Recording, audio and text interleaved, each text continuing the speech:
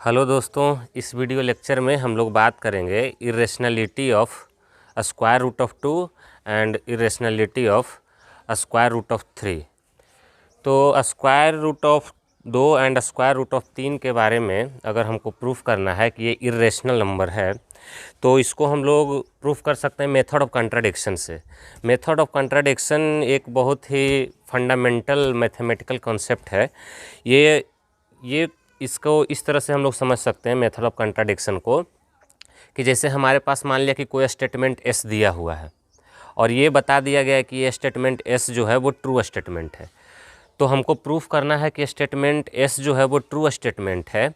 तो इसको इस तरह से प्रूफ किया जा सकता है कि हम मान लिए शुरुआत में कि स्टेटमेंट एस जो है वो फॉल्स स्टेटमेंट है। तो एस अगर फॉल्स स्टेटमेंट हुआ तो हम ये अगर प्रूफ कर दें कि जिसको एस स्टेटमेंट एस को हम जो फॉल्स माने हैं ये गलत आ रहा है, तो इसका मतलब ये हुआ कि हम जो फॉल्स स्टेटमेंट एस को माने हैं वो सही है, तभी तो उसको प्रूफ करने जा रहे हैं तो वो फॉल्स आ रहा है। तो इसका मतलब ये हुआ कि अगर हमको कोई चीज़ प्रूफ करना है कि वो राइट है, ट्रू है, तो अगर हम ये प्रूफ कर दें कि वो फॉल्स नहीं है तो इसका मतलब वो अपने आप ट्रू हो गया। इसी को हम लोग बोलते हैं मेथड ऑफ कंट्राडिक्शन। तो स्क्वायर रूट ऑफ 2 और स्क्वायर रूट ऑफ 3 को हमको ये प्रूफ करना है कि इरेशनल नंबर है, तो उसके लिए हमको मेथड ऑफ कंट्राडिक्शन को समझना होगा। तो देखिए पहले मेथड ऑफ कंट्राडिक्शन देख लेते हैं। Method of contradiction,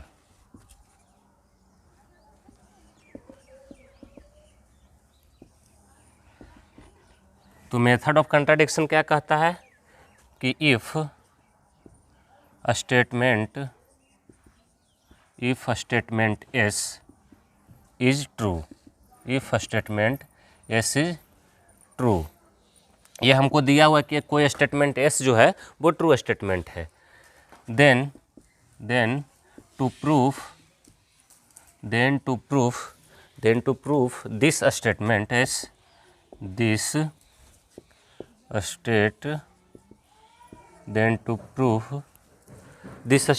S is true. हम ये मान लेते हैं कि स्टेटमेंट एस जो है वो क्या है, एक रॉन्ग स्टेटमेंट है। Then to proof statement S is true, suppose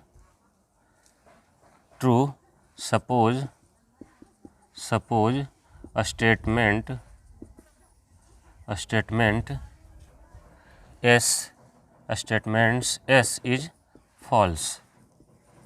हम ये मान लिए कि स्टेटमेंट एस जो है, इसको ये प्रूफ करने के लिए कि स्टेटमेंट हमारा एस जो गिवन है ये ट्रू स्टेटमेंट है, इसको प्रूफ करने के लिए हम मान लिए कि स्टेटमेंट हमारा एस जो है ये फॉल्स स्टेटमेंट है।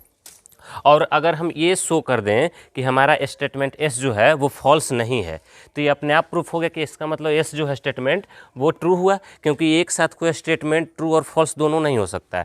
तो ये फॉल्स नहीं है, इसका मतलब ये अपने आप हो जाएगा कि स्टेटमेंट एस जो हमारा गिवन है वो ट्रू स्टेटमेंट होगा। तो हम मान लिए कि स्टेटमेंट हमारा जो है एस जो है वो फॉल्स है। और अगर हम ये प्रूफ कर दें अगर हम ये शो कर दें and if we can show that a statement S is not false, हम लोग ये शो कर दें कि स्टेटमेंट S जो है वो फॉल्स नहीं है, then we can say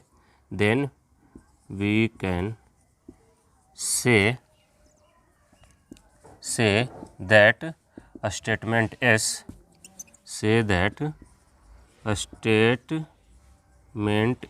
is true। हम मान लिए कि स्टेटमेंट एस हमारा जो है वो फॉल्स स्टेटमेंट है और हम लोग ये शो कर दिए कि ये स्टेटमेंट एस जो है वो फॉल्स नहीं है। तो अगर हम ये शो कर दिए कि स्टेटमेंट हमारा एस फॉल्स नहीं है तो ये अपने आप ट्रू हो गया, क्योंकि कोई एक स्टेटमेंट एक साथ ना ही ट्रू और ना ही फॉल्स दोनों नहीं हो सकता है। Because statement S is true, because स्टेटमेंट S is not true as well as false, at same time, एक ही साथ कोई स्टेटमेंट ट्रू या फॉल्स, ट्रू और फॉल्स दोनों नहीं हो सकता है। तो ये हम प्रूफ अगर करने की फॉल्स नहीं है तो इसका मतलब कि वो स्टेटमेंट जो हुआ वो इस स्टेटमेंट जो हुआ वो ट्रू हुआ। इसी तरह से किसी चीज़ को प्रूफ करने को के विधि को हम लोग बोलते हैं मेथड ऑफ कंट्राडिक्शन। तो मेथड ऑफ कंट्राडिक्शन हम लोग समझ गए। अब आइए हम लोग डिस्कस करते हैं बारी बारी से हम लोग डिस्कस करते हैं स्क्वायर रूट ऑफ 2 और स्क्वायर रूट ऑफ 3 के इरेशनलिटी के बारे में। तो पहले 2 के स्क्वायर रूट को इरेशनल प्रूफ कर लेते हैं, उसके बाद फिर हम लोग प्रूफ कर लेंगे 3 के स्क्वायर रूट को इरेशनल। तो आइए हम लोग प्रूफ करते हैं, प्रूफ दैट √2 इज इरेशनल। √2 कैसा नंबर है? एक इरेशनल नंबर है। तो वही मेथड ऑफ कंट्राडिक्शन अप्लाई करेंगे √2 को इरेशनल प्रूफ करने के लिए। मेथड ऑफ कंट्राडिक्शन क्या कहता है कि जो स्टेटमेंट दिया हुआ है उसका उल्टा आप मान लीजिए। यानी कि जैसे कोई स्टेटमेंट F ट्रू था, एक कोई स्टेटमेंट S जो है वो ट्रू था, हमको प्रूफ करना था कि S ट्रू है, तो क्या मान लिए थे कि स्टेटमेंट S को ऐसा मान लिए थे कि वो फॉल्स है, और ये साबित कर देते थे कि वो फॉल्स नहीं है, तो अपने आप ट्रू हो गया। तो उसी तरह से √2 को इरेशनल प्रूफ करना है, तो हम लोग अभी मान लेते हैं कि लेट कर लिए कि √2 इज नॉट इरेशनल, कि √2 इरेशनल नहीं है। तो √2 इरेशनल नहीं है, इसका मतलब हम लोग ये मान रहे हैं कि √2 एक रेशनल है। नॉट इरेशनल का मतलब क्या हुआ? रेशनल। कोई चीज़ अगर इरेशनल नहीं है इसका मतलब कि वो रेशनल है, यानी कि हम ये मान चुके हैं सीधा सीधी कि √2 एक रेशनल नंबर है। तो √2 अगर एक रेशनल नंबर है तो √2 को हम लोग p/q के फॉर्म में लिख सकते हैं, जहाँ पे p और q कोई इंटीजर होना चाहिए। और ये देख रहे हैं कि धनात्मक इंटीजर है, तो या तो p और q दोनों धनात्मक रहा होगा या p और q दोनों ऋणात्मक रहा होगा। दोनों ऋणात्मक अगर है तो दोनों माइनस से माइनस कट जाएगा, यानी कि नेट जो चीज़ आएगा हमको ये क्वांटिटी ये धनात्मक मिलना चाहिए। अब √2 को p/q के रूप में अगर हम लिख रहे हैं, जहाँ पे p और q दोनों क्या है?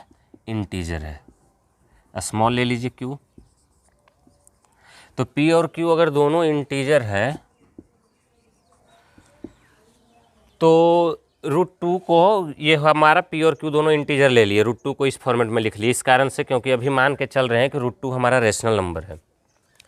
अब √2 को अगर p/q के फॉर्मेट में लिख रहे हैं, ये कोई इंटीजर है, तो इसको को प्राइम नंबर के रूप में कैसे लिख सकते हैं? इसको मान लिया कि p और q को हम सिंप्लीफाई किए तो ये दोनों जो इंटीजर था ये सिंप्लीफाई होके आ गया a/b के फॉर्मेट में, जहाँ वेयर a और b, a एंड b दोनों को प्राइम नंबर है। a और b दोनों क्या है?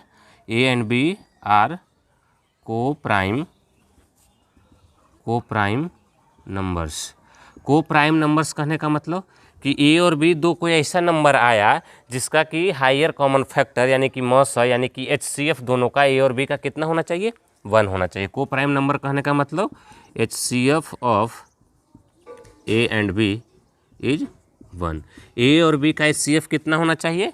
1 होना चाहिए। जैसे कि इस तरह से एग्जांपल से समझते हैं, जैसे p/q कोई रेशनल नंबर है तो वो या तो इस फॉर्मेट में भी हो सकता है 2/3, या फिर इसी को हम ऐसे भी लिख सकते हैं 4/6।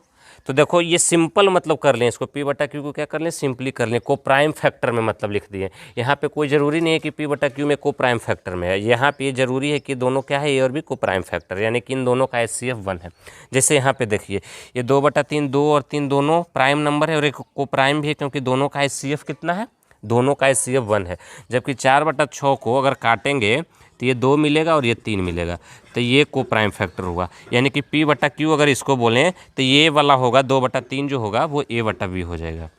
यानी कि इसको सिंपल करके लिख लिए, को प्राइम फैक्टर कितना आ गया? इसका 1 आ गया। यानी कि को प्राइम फैक्टर कहने का मतलब कि इन दोनों का HCF जो होगा, को प्राइम नंबर कहने का मतलब कि इन दोनों का HCF कितना होना चाहिए? 1 होना चाहिए। तो √2 = a/b जिसका कि HCF कितना आया? 1 है। दोनों को प्राइम नंबर है ऐसा मान के चल रहे हैं। चलिए अब a और b दोनों को प्राइम नंबर है तो हम लोग यहाँ से क्रॉस मल्टीप्लाई करके ऐसा भी लिख सकते हैं, a = √2b लिखा जा सकता है ना, a = √2b लिख लिए। अब a बराबर अगर √2b है, अब इसको दोनों तरफ स्क्वायर कर दीजिए। तो दोनों तरफ स्क्वायर करने के बाद a² बराबर क्या मिल गया हमको? 2b²। a² बराबर क्या मिला? 2b²। अब a² बराबर 2b² मिला तो यहाँ से हम लोग लिख सकते हैं b² बराबर a²/2। तो b² बराबर a²/2 मिला हमको। इसका मतलब क्या हुआ कि a² जो है वो 2 से डिविजिबल है। क्यों डिविजिबल है? क्योंकि b² जो मिल रहा है, b कोई प्राइम नंबर है और प्राइम नंबर जो होता है वो 1 से बड़ा होता है। तो 1 से बड़ा कोई भी इंटीजर का स्क्वायर हम करेंगे तो हमको पॉजिटिव इंटीजर ही मिलेगा। तो b² अगर एक पॉजिटिव इंटीजर है, इसका मतलब ये हुआ कि a² से 2 से a² डिविजिबल है, तभी तो पॉजिटिव इंटीजर मिल रहा है ना। तो इसका मतलब ये हुआ कि a² जो है वो 2 से डिविजिबल है। That means a² is divisible by 2। क्योंकि ये जो है पॉजिटिव इंटीजर मिल रहा है, तो पॉजिटिव इंटीजर तभी मिलेगा जब ये 2 से कट रहा हो a², तभी ना पॉजिटिव इंटीजर मिलेगा। यानी कि a² 2 से डिविजिबल है। अब मैथ का एक बेसिक रूल है कि अगर किसी नंबर का, किसी प्राइम नंबर का स्क्वायर या किसी नंबर का स्क्वायर 2 से डिविजिबल है, किसी नंबर का स्क्वायर 2 से डिविजिबल है, तो वो नंबर भी 2 से डिविजिबल होगा। अगर कहने का मेरा मतलब कि a² अगर 2 से डिविजिबल है तो a भी 2 से डिविजिबल होगा। कैसे? जैसे कि एग्जाम्पल से समझते हैं इस बात को। जैसे कि एग्जाम्पल हम ले लिए कि मान लिया कि a² बराबर हम ले लिए 36, तो 36 2 से डिविजिबल है, 18 बार में कट जाएगा 18। तो a भी 2 से डिविजिबल होगा। तो a² अगर 36 है तो a हो गया हमारे पास 6। तो देख लीजिए 6 भी 2 से डिविजिबल है, 2 तिया 6 है ना। किसी भी, ये ऑलवेज ट्रू होगा, किसी केवल इसी एग्जाम्पल के लिए नहीं, कोई दूसरा एग्जाम्पल भी आप ले लीजिए। जैसे हम ले लिए 16, तो 16 अगर 2 से डिविजिबल है तो इसका स्क्वायर रूट, यानी कि इसको a² अगर 16 को बोल रहे हैं तो ये कितना हो गया? ये हो गया 4। तो 4 भी देखिए 2 से डिविजिबल है। कोई भी नंबर का स्क्वायर अगर 2 से डिविजिबल है तो वो नंबर भी 2 से क्या होगा? डिविजिबल होगा। यानी कि a² अगर 2 से डिविजिबल है तो हम लोग बोल सकते हैं कि ये भी 2 से डिविजिबल है। That is a is also divisible by 2। इसका मतलब ये हुआ कि 2 भी जो है, a जो है वो 2 से भी डिविजिबल है। तो a अगर 2 से डिविजिबल हुआ, इसका मतलब हम लोग यहाँ पे डिस्कस करते हैं कि a/2 अगर लिखें, a 2 से अगर डिविजिबल है तो a को अगर 2 से डिवाइड करने पे हमको m कोई पूर्णांक मिलना चाहिए, कोई जनरल पूर्णांक। मान लिया कि m कोई पूर्णांक मिल रहा है, इंटीजर। a अगर 2 से डिविजिबल है तो a/2 करने पे कोई इंटीजर m मिलना चाहिए ना। तो मान लिया कि a/2 इक्वल टू कोई इंटीजर हमको मिल गया m। तो m अगर कोई इंटीजर है तो a इक्वल टू 2m लिखा जा सकता है कि नहीं? a इक्वल टू 2m लिखा जा सकता है। तो आइए m जो है उसको हम लोग पुट करते हैं, a इक्वल टू 2m। तो यहाँ से a/2 अगर m है तो a इक्वल टू 2m लिख सकते हैं। अब a इक्वल टू 2m क्या करते हैं, इसमें फिर से हम एक बार रखते हैं a² इक्वल टू 2b² में। इसको मान लिया कि हम 1 बोल दिए, इसको पुट कर दो, पुट इन 1। तो अगर a² बराबर 2b² है और इसमें a हम रख दें 2m, तो बताइए कितना हो जाएगा? a बराबर 2m रखे तो 2m का स्क्वायर इक्वल टू 2b²। तो 2m² इक्वल टू 2b², यानी कि 4m² इक्वल टू 2b² हुआ। इसका स्क्वायर करेंगे तो अब देखो 2 से काट दो 4 को, तो ये मिला 2m² इक्वल टू b²/b², यानी कि हमको मिला m² इक्वल टू b²/2। अब यहाँ पे गौर कीजिए, m क्या है? कोई इंटीजर, किसी भी इंटीजर का जो स्क्वायर होगा वो पॉजिटिव इंटीजर हमको मिलेगा। यानी कि ये कोई पॉजिटिव इंटीजर मिल रहा है, यानी कि b² को 2 से डिवाइड करने पे कोई पॉजिटिव इंटीजर हमको मिल रहा है। m² भी कोई पॉजिटिव इंटीजर हुआ, यानी कि b² जो है वो 2 से डिविजिबल है, तभी ना कोई पॉजिटिव इंटीजर मिलेगा, ऐसे तो मिल नहीं सकता है। यानी कि b² यहाँ पे हम लोग लिख सकते हैं, सो b² इज डिविजिबल बाई 2। तो b² अगर 2 से डिविजिबल है तो अभी हम पढ़ें कि अगर कोई पॉजिटिव इंटीजर 2 से का स्क्वायर 2 से डिविजिबल है तो उसका स्क्वायर रूट जो होगा वो भी 2 से डिविजिबल होगा। तो b² यानी कि 2 से डिविजिबल है, अभी जैसे यहाँ पे a² के लिए किए थे उसी तरह से b² अगर 2 से डिविजिबल है तो b भी 2 से डिविजिबल होगा। जैसे एग्जाम्पल यहाँ पे बता चुके हैं कि ये 36 जो है अगर 2 से डिविजिबल है तो उसका स्क्वायर रूट 6 भी जो है वो 2 से डिविजिबल है। तो बी स्क्वायर अगर 2 से डिविजिबल है तो हम लोग बोल सकते हैं सो वी कैन से कि B square is divisible by 2। इसका मतलब ये हुआ कि बी भी ना, बी स्क्वायर तो हो ही चुका है, बी भी जो है वो 2 से डिविजिबल है, यानी कि बी भी 2 से डिविजिबल मिला। और यहाँ पे हम लोग पहले देख चुके हैं कि ए भी 2 से डिविजिबल है, तो बी भी 2 से डिविजिबल हुआ और ए भी 2 से डिविजिबल है। इसका मतलब ए और बी का कम से कम एक फैक्टर ऐसा है जो दोनों में है, यानी कि इस दोनों का ए और बी का HCF जो हुआ वो 2 हुआ। यहाँ से हम लोग को मिला कि ए और बी का जो LCF हुआ वो कितना हुआ, 2 हुआ, क्योंकि दोनों में इस बी का भी एक फैक्टर 2 होगा और ए का भी एक फैक्टर 2 होगा। तो दोनों का एक एक फैक्टर अगर 2 है तो ए और बी का HCF कितना मिल रहा है हम लोग को, इसका मतलब 2 मिल रहा है। जबकि हम लोग शुरुआत में माने क्या थे कि ए और बी को प्राइम नंबर है, यानी कि उन दोनों का HCF जो है वो कितना है, 1 है। तो ए भी 2 से डिविजिबल है और बी भी 2 से डिविजिबल है। इसका मतलब ये हुआ कि that is HCF of A and B is 2। इसका मतलब यही ना हुआ कि दोनों में एक एक फैक्टर, इसका भी एक फैक्टर 2 है, इसका भी एक फैक्टर 2 है, तो जो कॉमन फैक्टर होता है वही HCF होता है किसी नंबर का।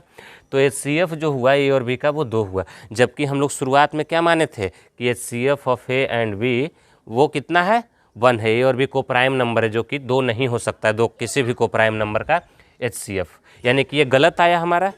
तो ये गलत क्यों आया, क्योंकि हम लोग शुरुआत में गलत मान चुके थे। हम लोग मान चुके थे कि √2 जो है वो एक रेशनल नंबर है, तो √2 एक रेशनल नंबर है, वो गलत साबित हो गया यहाँ से, ये गलत आया। HCF of A and B आया, वो कितना आया, 2 आया। जबकि हम लोग जानते हैं but we know that HCF of A and B is 1। जबकि हम लोग जानते हैं कि ए और बी का HCF 1 हुआ, तो HCF ए और बी का 1 है, जबकि हम लोग को आया ए और बी का HCF 1, दोनों में 2 कॉमन फैक्टर आया। तो इसका मतलब ये हुआ कि ये गलत मिला हम लोग को। तो गलत क्यों मिला, क्योंकि हम लोग शुरुआत में ही गलत मान चुके हैं। हम लोग क्या गलत मान चुके हैं, √2 जो है ये मान चुके थे कि √2 जो है वो एक रेशनल नंबर है, √2 इज अ रेशनल नंबर, हम लोग ये मान चुके हैं। ये लोग यही ना लेट किए थे, तो हम लोग ये मान चुके हैं कि √2 एक रेशनल नंबर है, ये मान चुके हैं। तो इसका मतलब ये हुआ कि ये गलत मान चुके हैं हम लोग। तो ये अगर गलत है, √2 एक रेशनल नंबर नहीं है, इसका मतलब ये हुआ कि √2 एक इर्रेशनल नंबर है, that is √2 is a irrational number. यहाँ से हम लोग मेथड ऑफ कॉन्ट्राडिक्शन का यूज करके ये साबित कर दिए कि √2 जो है वो एक इर्रेशनल नंबर है। क्या किए साबित करने के लिए, मान लिए कि √2 एक रेशनल नंबर है और वहाँ से साबित कर दिए कि ना ये एक रेशनल नंबर नहीं है, तो अपने आप हमको ये पता चल गया कि √2 एक क्या है, इर्रेशनल नंबर है। ठीक है, अब हम लोग आइए देखते हैं √3 के बारे में कि √3 एक इर्रेशनल नंबर है कि नहीं। बस यही सेम इसी तरह से प्रूफ कर लेंगे उसको भी, मेथड ऑफ कॉन्ट्राडिक्शन का यूज करके। आइए मेथड ऑफ कॉन्ट्राडिक्शन का यूज करके हम लोग प्रूफ करेंगे कि कैसे। तो आइए हम लोग देखते हैं कि √3 जो है वो एक इर्रेशनल नंबर है। तो वही मेथड ऑफ कॉन्ट्राडिक्शन का यूज करके हम लोग प्रूफ कर सकते हैं कि √3 जो है वो एक इर्रेशनल नंबर है। सबसे पहले क्या मान लेते हैं, मान लेते हैं कि √3 जो है वो एक रेशनल नंबर है। Let √3 is a rational number. √3 अगर एक रेशनल नंबर हम लोग मान चुके हैं, तो इसको किसी भी रेशनल नंबर को 2 इंटीजर के डिवीजन के रूप में लिख सकते हैं, P/Q के फॉर्मेट में। अब ये P/Q को मान लिए कि सिंपल करने पे A/B आया, जहाँ पे A/B जो है वो को प्राइम नंबर है। P और Q कोई ज़रूरी नहीं है कि को प्राइम है। जैसे एग्जांपल 2/3 और 6/4, तो ये 2 और 3 यहाँ पे को प्राइम है, जबकि यहाँ पे ये को प्राइम नहीं है। 3/2 इसको लिख सकते हैं। तो इसको इस सिंपल फॉर्मेट में लिखना है, कहने का मेरा मतलब इस P/Q जो इंटीजर है दोनों, उसको A/B हम लोग को प्राइम नंबर के फॉर्मेट में लिख लिए। Where A comma B are coprime numbers, A और बी को प्राइम नंबर्स है। इसका मतलब ये हुआ कि HCF of A and B जो होना चाहिए वो 1 होना चाहिए। ए और बी का HCF कितना होना चाहिए? 1 होना चाहिए। तो ए और बी का HCF यहाँ पे 1 है। अब √3 को a बटा b लिख रहे हैं, इसका मतलब ये हुआ कि √3b इक्वल टू a लिख सकते हैं। अगर इसको हम स्क्वायर करें तो हमको मिलेगा 3b² इक्वल टू a²। इसका यही मतलब हुआ ना। तो b² बराबर क्या हुआ? b² बराबर मिला हमको a² बट्टा 3। अब b जो है वो कोई प्राइम नंबर का स्क्वायर हुआ, तो कोई भी कोई प्राइम नंबर का स्क्वायर जो होगा वो कोई पॉजिटिव इंटीजर मिल रहा होगा, यानी कि ये कोई पॉजिटिव इंटीजर हमको मिल रहा है। इसका मतलब ये हुआ कि a² जो है वो 3 से डिविजिबल है। तो a² अगर 3 से डिविजिबल है, a² अगर 3 से डिविजिबल है तो इसका मतलब a भी 3 से डिविजिबल होगा। किसी भी नंबर का स्क्वायर अगर 3 से डिविजिबल है तो वो नंबर भी 3 से डिविजिबल होगा। दैट इज़ क्या लिखेंगे कि a² इज डिविजिबल बाई 3। तो a² अगर 3 से डिविजिबल है तो a भी 3 से डिविजिबल होगा। जैसे एग्जांपल देख लीजिए, 36 3 से डिविजिबल है ना, 12 × 36, और इसका स्क्वायर रूट a, कहने का मतलब ये a² इसको बोल रहे हैं, तो 3 से डिविजिबल हुआ a यानी कि 6, तो 6 भी 3 से डिविजिबल है, 2 आ रहा है। तो a² अगर 3 से डिविजिबल है तो हम लोग बोल सकते हैं सो a is also divisible by 3। इसका मतलब ये हुआ कि a भी 3 से डिविजिबल है। तो a अगर 3 से डिविजिबल हुआ तो इसका मतलब ये हुआ कि a में अगर हम 3 से भाग दे देंगे तो हमको कोई पॉजिटिव इंटीजर m मिलना चाहिए, तभी तो भाग लगेगा ना। तो m कोई पॉजिटिव इंटीजर मिल गया हमको यहाँ से, यानी कि ये जो है 3 से डिविजिबल हम लोग देख लिए कि ये जो है 3 से डिविजिबल है। तो a/3 बराबर m, यानी कि हम लोग ये भी लिख सकते हैं a बराबर 3m। अब a बराबर 3m जो है आप इस रिलेशन में रख दीजिए। मान लिए कि इस रिलेशन को हम बोल दिए 1, तो इसको पुट कर दिए किस में? Put in 1। तो 1 में अगर पुट कर देंगे तो ये कितना मिल जाएगा हम लोग को? 3b² बराबर 3m का स्क्वायर यानी कि 9m²। a बराबर रखेंगे 3m, तो 3m का स्क्वायर 9m²। अब ये 3 से 9 को काट सकते हैं, तो b² बराबर मिल गया हमको 3m²। तो b² अगर मिल रहा है 3m², तो इसको हम लोग और क्या लिख सकते हैं? m² बराबर 3 से भाग दे दो b² में, तो m² बराबर b² बटा 3। अब m जो है कोई पॉजिटिव इंटीजर था, m कोई पॉजिटिव इंटीजर, तो उसका स्क्वायर भी कोई ना कोई पॉजिटिव इंटीजर, यानी कि ये पॉजिटिव इंटीजर हमको मिल रहा है। इसका मतलब ये हुआ कि b² जो वो 3 से डिविजिबल है, तभी तो काटने पे हमको पॉजिटिव इंटीजर मिलेगा ना, अन्यथा तो मिल नहीं सकता है। तो इसका मतलब ये हुआ कि b² जो है वो 3 से डिविजिबल है। तो b² 3 से डिविजिबल है, ये बात यहाँ से मिला। सो b² इज डिविजिबल बाई 3। तो b² अगर 3 से डिविजिबल है तो इसका मतलब ये हुआ कि b भी 3 से डिविजिबल है। सो b is also divisible by 3, यानी कि b भी 3 से डिविजिबल मिला। a भी 3 से डिविजिबल हमको मिला यहाँ से, और b भी 3 से डिविजिबल मिला, यानी कि इसका मतलब ये हुआ कि a और b दोनों में कम से कम 3 एक ऐसा फैक्टर है जो दोनों में है, यानी कि दोनों का HCF जो होना चाहिए कॉमन है, मतलब 3 एक ऐसा फैक्टर है। तो a और b का HCF कितना हो गया? 3। जबकि शुरुआत में हम लोग मान के क्या चले थे? शुरुआत में क्या देखे थे कि a और b को प्राइम नंबर है जिसका HCF कितना हो सकता है? 1 हो सकता है। तो इसका मतलब ये रॉन्ग क्यों आया? इसका HCF 3 क्यों आ रहा है? क्योंकि हम लोग शुरुआत में गलत मान चुके हैं, √3 को रेशनल नंबर मान चुके हैं, इस कारण से गलत आ रहा है। तो यहाँ पे लिखेंगे कि HCF of A and B जो निकल करके आया वो कितना आया? 3 आया। जबकि हम लोग शुरुआत में क्या देखें कि A और B को प्राइम नंबर है जिसका HCF कितना होना चाहिए? 1 होना चाहिए। तो हम लोग यहाँ से बोल सकते हैं कि हमारा HCF 3 नहीं हो सकता, यानी कि ये जो 3 आया ये इस कारण से आया चूँकि हम लोग गलत रॉन्ग एजम्पशन ले चुके हैं। हम लोग मान चुके हैं कि √3 कैसा नंबर है? रेशनल नंबर है, जो कि गलत है। तो इस कारण से ये रेशनल नहीं हुआ, इस कारण से कैसा नंबर हुआ, √3 जो हुआ वो एक रेशनल नंबर हुआ, विच इज रॉन्ग। तो ये और बी का HCF जो होना चाहिए वो कितना होना चाहिए था, 1 होना चाहिए था, जबकि आया 3। तो हम लोग बोल सकते हैं कि सो √3 इज नॉट रेशनल। ये 3 क्यों आया, क्योंकि हम लोग गलत मान चुके हैं, √3 को रेशनल मान चुके हैं। √3 इज नॉट रेशनल, यानी कि √3 कैसा हुआ, √3 is a rational, sorry √3 is a irrational number. √3 कैसा नंबर हुआ, इर्रेशनल नंबर। तो यहाँ से हम लोग ये साबित कर दिए कि √2 और √3 दोनों जो है square root of 2 and square root of 3 दोनों क्या है, इरेशनल नंबर है। अब आप लोग खुद से √5 को या 2 + √5 को ये सब को आराम से प्रूफ कर सकते हैं कि ये सब जो नंबर है वो इरेशनल नंबर है, यही मेथड ऑफ कंट्राडिक्शन का यूज करके।